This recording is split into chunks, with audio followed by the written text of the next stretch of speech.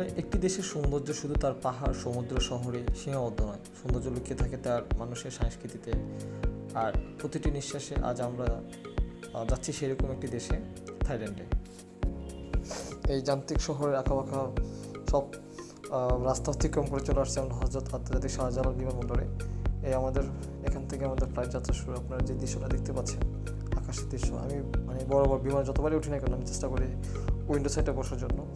আর এই পাশে দেখতে পাচ্ছেন আপনার উইন্ডো সাইডটা বেসিক্যালি আমার একটা কারণে বসি, আমার এই মেঘগুলো দেখতে বা উপভোগ করতে আমার খুবই ভালো লাগে। এই জন্য আমি সবসময় ট্রাই করি জানলার পাশে বসার জন্য।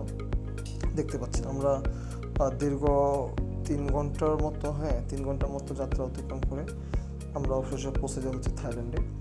এই হচ্ছে থাইল্যান্ডের এয়ারপোর্ট।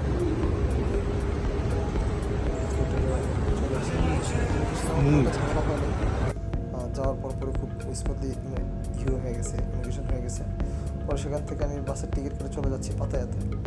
এটা হচ্ছে ব্যাংকক থেকে পাতায়া যাওয়ার সময় আপনি যে রাস্তায় যে মনোরম দৃশ্যগুলো দেখতে পাচ্ছেন, আসলে কোনো ট্রাফিক নাই, 2 নম্বর হচ্ছে কোনো হর্ন নাই। এই হচ্ছে আমাদের রাতের পাতায়ার ভিডিওটা দেখতে পাচ্ছেন। আসলে পাতায়া খুব সুন্দর জায়গা, কিছু জায়গা বাদে পাতায়া এমনিতে খুব সুন্দর জায়গা। এটা হচ্ছে পাতায়ার বিচ, আমার হোটেল বিচের পাশেই ছিল, দেখতে পাচ্ছেন। তো আমি বরাবর মতো যখন আমি বাইরে দেশে যাই বেশিরভাগই আমার খাওয়া পড়া হচ্ছে নুডলস। তো এখানে একটা আছে, এটার কী বলে, শপ আছে, নাম হচ্ছে 7-Eleven। মোস্ট অফ দ্য সময় আমি এই 7-Eleven থেকে আপনার নুডলসটা বেশি খাওয়া পড়ছে, জুস খাওয়া পড়ছে বেশি। এখানে সব কিছুই আছে, আপনার গরম পানি দেয়, ইনস্ট্যান্ট ইউজ করে খাওয়া যায়। পরে ইচ্ছা করলে ভাই বলতেছে যে আমটা নাকি খুব টেস্ট। তো এখান থেকে আপনার 50 বাদ দিয়ে আম নিলাম। তো আমের তারা যে আমটা যেভাবে কাটলো বা যেভাবে আপনাকে র্যাপিং করে দিল খাবারের জন্য, একটু ডিফারেন্ট ছিল। কিন্তু আমি যেরকমটা ভাবছিলাম যে আমটা খুব মজা হবে বা মিষ্টি হবে, নট লাইক দ্যাট। এটা হলো বিষয়। আর 2 নম্বর বিষয় হচ্ছে এখানে আরও ফল আছে। আপনি যেটা ইচ্ছা, আপনারা আসলে এখান থেকে বেশি ফলটা খাওয়ার ট্রাই করবেন। ফলগুলো খুব মজার। আপনার এখানে আপনার এটা কী বলে, এই বেসিক্যালি ডাবটা খাবেন। ডাবটা বেসিক্যালি খুব মজার ডাব, আর পানিগুলো খুবই টেস্ট। আর এখানে হচ্ছে তারা হচ্ছে আপনার তাদের দেশীয় যে খাবারগুলা, স্ট্রিট ফুড যেটাকে বলা হয়, তারা এই ফুডগুলো বেশি খায়।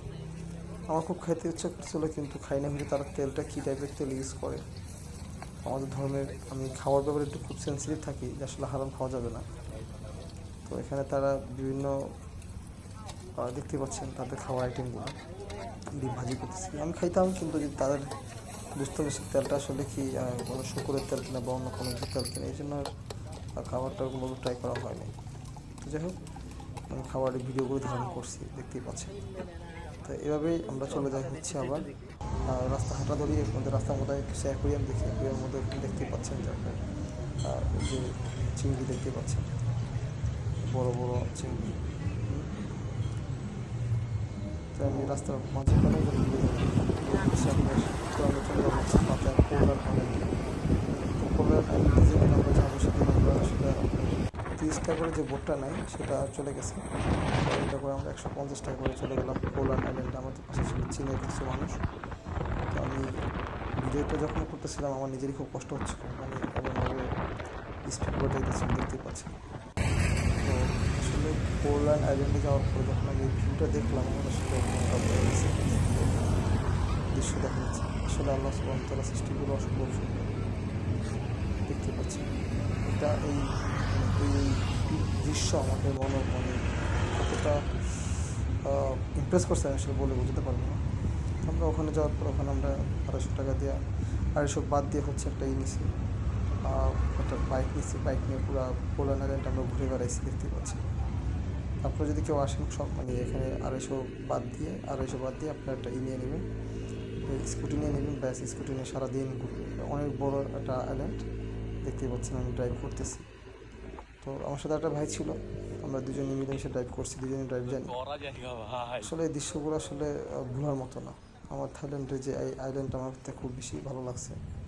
আর এখানে যারা স্কুটি চালায় তারা দেখতেই পাচ্ছেন আসলে খুব রাস্তাগুলো অনেক ঢাল, অনেক উঁচু, সব মিলে আঁকাবাঁকা মিলে খুব সাবধানে ড্রাইভ করাটাই উচিত।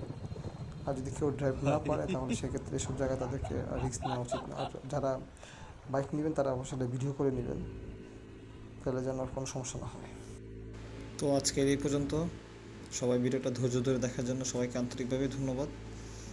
পরবর্তীতে আমরা মালয়েশিয়ার ভিডিও নিয়ে আসবো ইনশাআল্লাহ।